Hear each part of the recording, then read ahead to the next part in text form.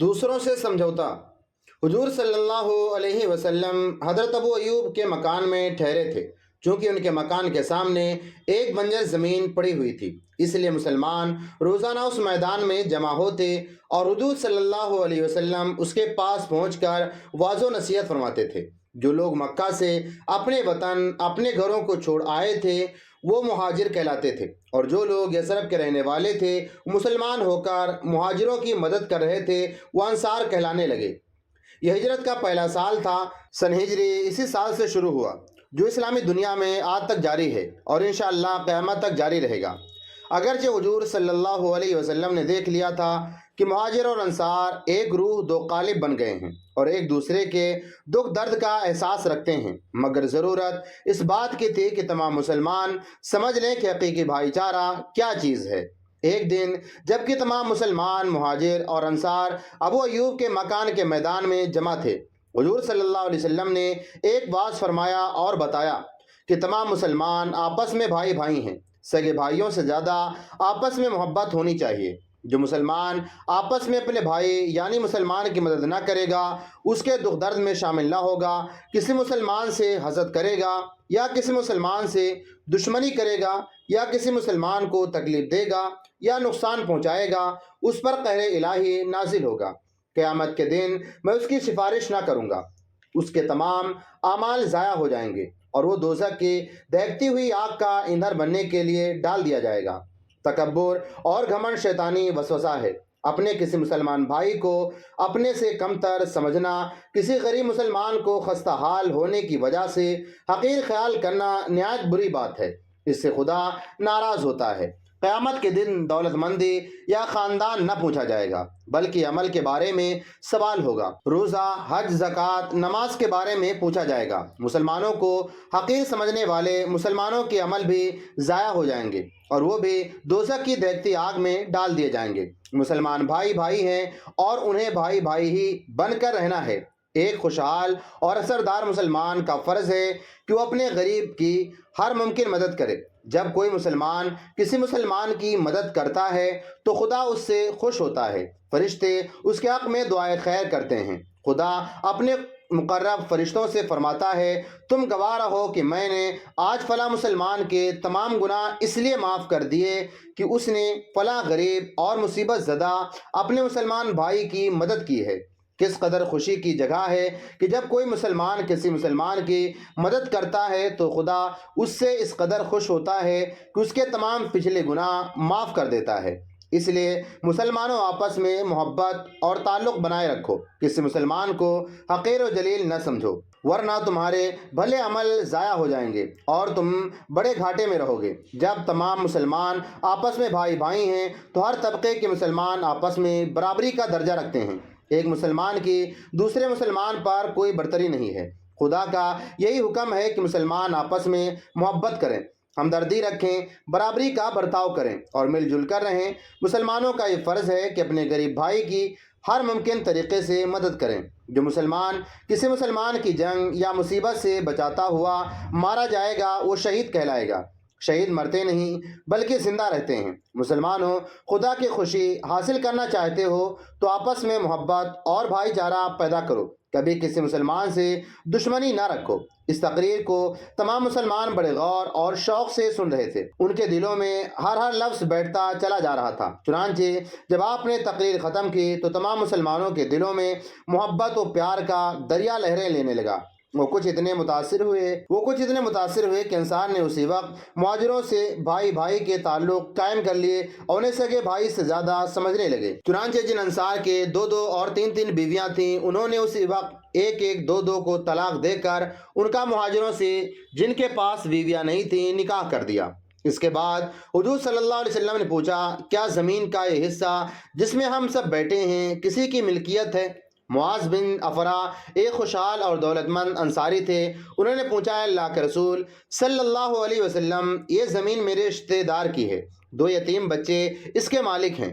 حضور صلی اللہ علیہ وسلم نے فرمایا، میں چاہتا ہوں کہ یہاں ایک مسجد بنائی جائے اور مسجد کے قریب ہی میں مکان بنا لوں۔ معاذ نے کہا اس نیک کام کے لیے یہ زمین حاضر ہے، حضور صلی اللہ علیہ وسلم تعمیر شروع کرا دیں، میں اپنے عزیزوں کی رضامندی حاصل کر لوں گا۔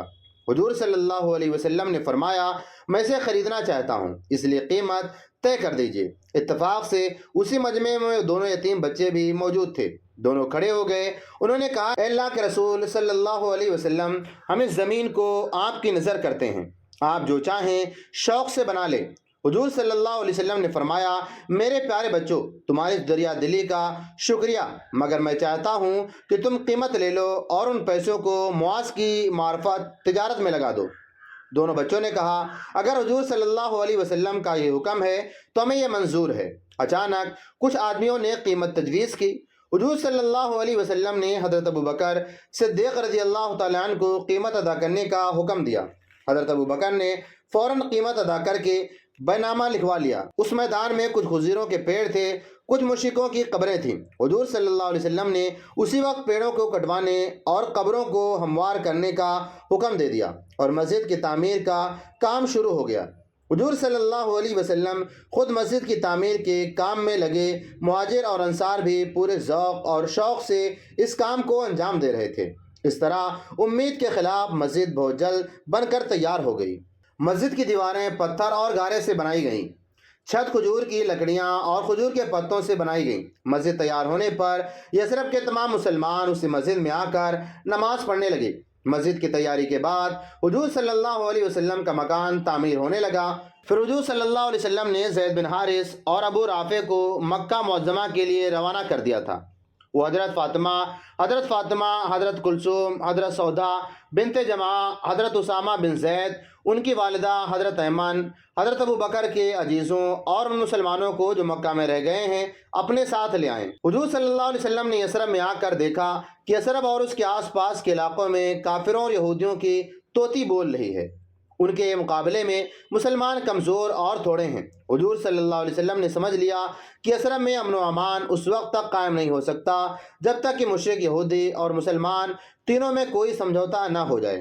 حضور صلی اللہ علیہ وسلم کو یہ بھی ڈر تھا کہ کفار مکہ یثرب والوں کو مسلمانوں کے خلاف ابھار کر کے خانہ جنگی نہ کرا دیں، اس لیے آپ نے یہی مناسب سمجھا کہ ان تینوں گروپوں میں یکتا قائم ہو جائے اور وہ تینوں فرقے ایک دوسرے کے ساتھی بن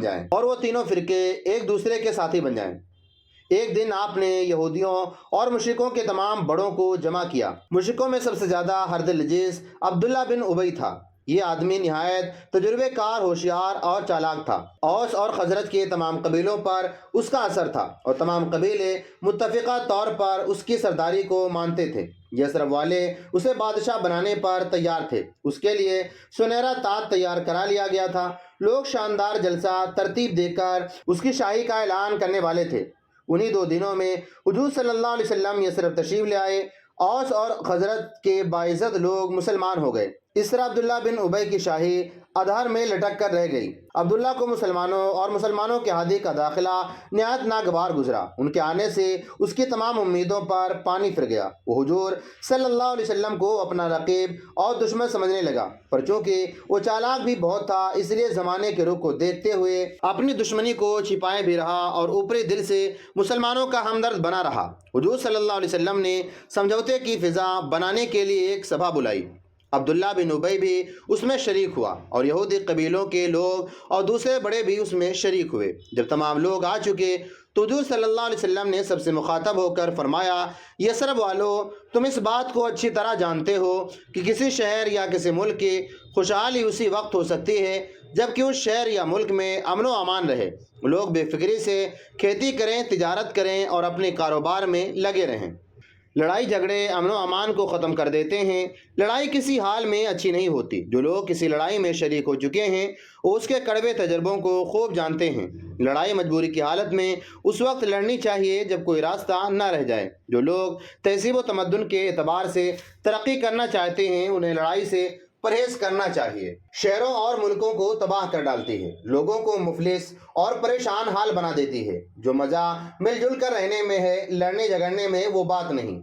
اس وقت یثرب میں 3 قوم آباد ہیں، ایک بت پرست، دوسرے یہودی، تیسرے مسلمان۔ یہ تینوں طاقتیں قریب قریب ایک دوسرے کی ٹکر کی ہیں۔ اگر یہ تینوں طاقت ایک دوسرے سے لڑتی جھگڑتی رہیں تو تینوں طاقتیں کمزور ہو جائیں گی، باہر کی کوئی طاقت آ کر ان کو نقصان پہنچا سکتی ہے۔ اس وقت یثرب میں 3 قومیں آباد ہیں، ایک بت پرست، دوسرے یہودی، تیسرے مسلمان۔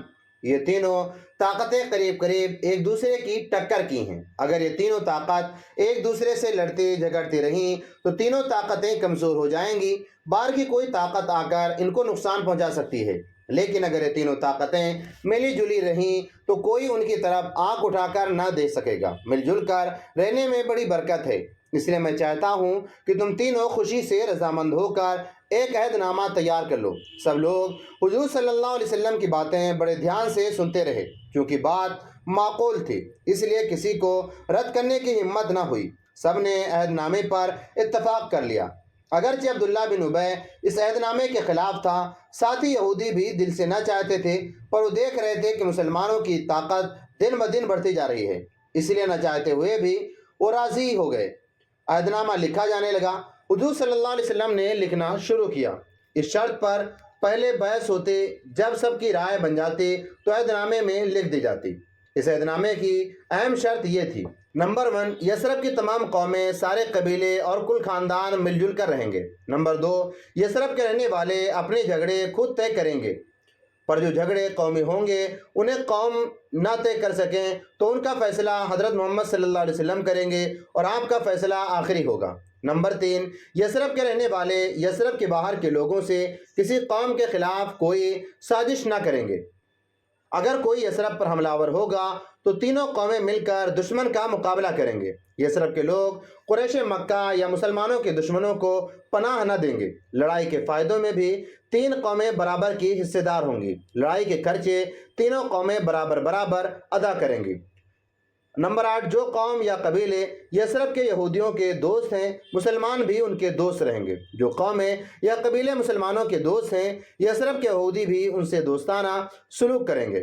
نمبر 9، مسلمانوں سے کبھی نہ لڑیں گے۔ نمبر 10، یثرب کے اندر خون خرابہ حرام سمجھا جائے گا۔ نمبر 11، مظلوم کی مدد سب پر فرض ہوگی۔ نمبر 12، ان شرطوں کی خلاف ورزی کرنے والی قوم نتیجے کی ذمہ دار ہوگی۔ اس عہد نامے پر سب نے دستخط کیے۔ جب عہد نامہ پورا ہو گیا تو سب لوگ اٹھ کر چلے گئے، صرف مسلمان بیٹھے رہ گئے۔ ظہر کی نماز کا وقت ہو گیا، سب ظہر کی نماز کی ادائیگی میں لگ گئے۔ جب نماز سے فارغ ہو چکے تو سعد بن معاذ نے کہا: اے اللہ کے رسول صلی اللہ علیہ وسلم، تمام قومیں جب عبادت کا وقت ہوتا ہے تو لوگوں کو جمع کرنے کے لیے ایسی چیزیں بجاتی ہیں جس سے لوگ جمع ہو جاتے ہیں، جیسے کوئی شنکھ بجاتا ہے، کوئی گھنٹی، کوئی تالیاں، پر مسلمانوں میں کوئی ایسی چیز نہیں بجائی جاتی جسے سن کر تمام مسلمان جمع ہو جایا کریں۔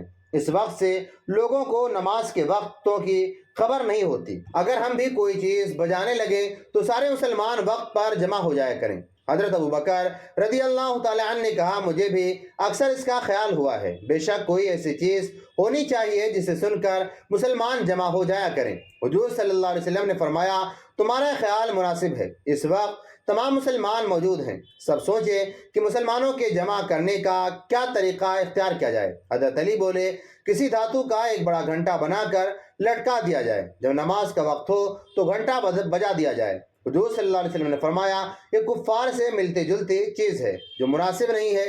حضرت مقداس نے کہا: دف کوئی قوم نہیں بجاتی، ہم دف بجایا کریں گے۔ حضور صلی اللہ علیہ وسلم نے فرمایا: دف کھیل تماشے میں شامل ہے، یہ بھی مناسب نہیں۔ حضرت عمر نے کہا: کوئی آدمی اونچی آواز میں نماز کی آواز لگا دیا کرے۔ حضور صلی اللہ علیہ وسلم نے فرمایا: ہاں یہ مناسب ہے، اس آواز کا نام اذان رکھیں، اذان دینے والے کو مؤذن کہا جائے۔ سب نے اس رائے سے اتفاق ظاہر کیا۔ حضرت بلال کی آواز بلند اور پیاری تھی، ان کے ذمے یہ کام کر دیا گیا۔ چونکہ عصر کا وقت آ گیا تھا اس لیے حضرت بلال نے اذان دی۔ لوگوں پر اس اذان کا خاص اثر ہوا۔ اذان کے بعد نماز پڑھی گئی۔ اس دن میں 5 وقت کی اذان دی جانے لگی۔ اذان ہوتے ہی تمام لوگ کام چھوڑ کر آ جاتے، جماعت سے نماز پڑھے اور بکھر کر پھر کاروبار میں لگ جاتے۔ انصار نے مہاجروں کے صدقار میں کوئی کسر نہیں کی۔ جس خلوص، قربانی اور احتیاط سے انہیں بھائی چارے کے عہد کو نبھایا، تاریخ میں اس کی نظیر نہیں ملتی۔ انہوں نے مہاجروں کو اپنا سگا بھائی سمجھا، اس طرح سے ان کی مدد کی، پہلے انہیں کھانا کھلایا پھر خود کھایا، پہلے ان کی تکلیف دور کی پھر اپنی طرف توجہ دی، پہلے ان کو آرام پہنچایا پھر خود آرام کیا، چونکہ انصار اس بات کو جانتے تھے کہ مہاجروں نے صرف دین کی خاطر مکے میں انتہائی تکلیفیں برداشت کی ہیں، اپنے گھر، اپنے وطن، ناطے رشتہ دار، مال و زر، خاندانوں اور برادری وغیرہ سب کو چھوڑ کر یثرب چلے آئے ہیں، اسی لیے وہ خیال رکھتے تھے کہ مہاجروں کا کسی بھی طرح دل نہ ٹوٹنے پائے، اس وجہ سے انہوں نے ان کی دریا دلی میں کوئی کسر نہ کی۔ دوسری طرف مہاجر انصار کے بڑے شکر گزار تھے، وہ اس بات کی کوشش کرتے تھے کہ انصار پر اپنا بوجھ نہ ڈالیں، وہ نہایت محنت اور مستعدی سے مزدوری کرتے، دکانداری اور تجارت میں لگے رہتے، یہاں تک کہ تھوڑے ہی دنوں میں انصار کی مدد سے بے نیاز ہو گئے۔ جب مسلمانوں کو روزی کی طرف سے بے فکری ہوئی تو انہوں نے اسلام کی تبلیغ شروع کی۔ اللہ نے اسلام میں اتنا کھچاؤ اور قرآن شریف میں ایسا اثر رکھا ہے کہ جس کے سامنے اسلام کی تعلیم پیش کی جاتی ہے، کلام پاک کی آیتیں پڑھی جاتی ہیں، اس کا دل اثر لیے بنا نہیں رہتا۔ چنانچہ کفار اب گروہ کے گروہ مسلمان ہونے لگے، مسلمانوں کی تعداد دن دوگنی رات چوگنی بڑھنے لگی، یوں تو سینکڑوں مشرک مسلمان ہوئے، لیکن 2 آدمی ایسے مسلمان ہوئے جن کی وجہ سے یثرب کے لوگوں پر خاص اثر پڑا۔ ان میں سے ایک عبداللہ بن سلام تھے، یہ یہودی تھے، نہایت زبردست عالم تھے، تورات پر بڑی گہری نظر رکھتے تھے، یہودی دنیا میں بہت مشہور تھے، ان کے اسلام قبول کرنے سے یہودی حیران رہ گئے۔ دوسرے سلمان فارسی تھے، وہ مجوسی تھے، فارس کے رہنے والے تھے، آگ کے پجاری تھے، لیکن آگ کی پوجا سے پریشان ہو کر عیسائی ہو گئے، فارس سے شام چلے آئے، شام سے نصیبین گئے، وہاں ایک بوڑھا راہب تھا، جب وہ مرنے لگا تو اس نے سلمان کو ہدایت کی کہ بہت جلد تہامہ کے شہر ام القریٰ میں آخری پیغمبر آنے والے ہیں اور وہ اپنی قوم کے ظلم سے تنگ آ کر یثرب میں ہجرت کریں گے، ان کا مذہب اسلام ہوگا، تم اسلام قبول کر کے مسلمان ہو جانا۔ چنانچہ سلمان یثرب میں آ گئے تھے اور حضور صلی اللہ علیہ وسلم کے آنے کا انتظار کر رہے تھے۔ سلمان مجوسی اور یہودی و نصارہ کی کتابیں پڑھے ہوئے تھے، بہت بڑے عالم سمجھے جاتے تھے، ہر فرقہ اور ہر طبقہ ان کی عزت کرتا تھا، وہ بھی مسلمان ہو گئے، ان کے مسلمان ہونے سے تمام فرقوں پر اثر پڑا۔